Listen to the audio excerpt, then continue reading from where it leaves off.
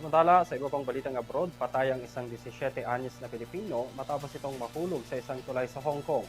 Ayon sa statement na inilabas ng Philippine Consulate General sa Hong Kong, ipinabatid sa kanila ang balita mula sa isang police notification ng Hong Kong Police. Anila nangyari ang insidente nitong nakaraang Biyernes ng gabi kung saan nahulog ang binatilyo sa Shao Chai Bridge sa Pengshao, Hong Kong.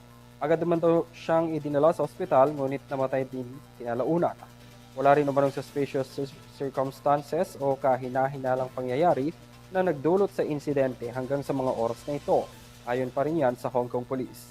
Samantala, nakipag-ugnayan na rin daw sa Philippine Consulate ang malalapit na kaibigan ng pamilya ng yumao at tiniyak na bibigyan sila ng kinakailangang tulong sa pagproseso ng kanyang labi. Kasabay nito, nakiramay din ang konsulado at nanawagan sa publiko na igalang ang privacy ng pamilya at iwasan ang pagpapakalat ng fake news ukol sa pagkamatay ng binatilyo.